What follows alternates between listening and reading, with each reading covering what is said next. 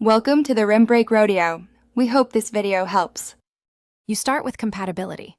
Check if the portable monitor accepts HDMI or USB-C and supports 1080p. This matters for image quality.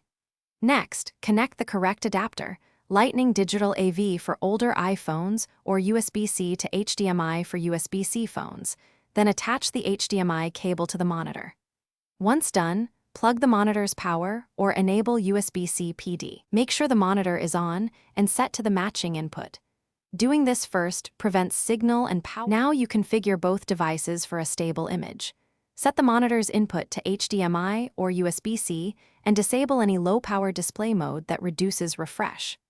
On the iPhone, unlock the screen and accept trust prompts if they appear, and make sure orientation lock is off so rotation works as expected. Then use the monitor's OSD or app to fine-tune brightness, scaling, and refresh.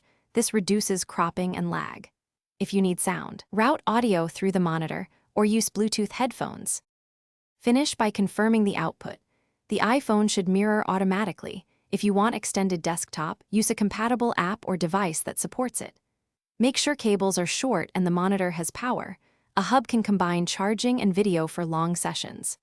If nothing appears, try one key troubleshooting step. Power cycle the monitor and iPhone, then test another adapter or HDMI cable. Also confirm the monitor's input setting.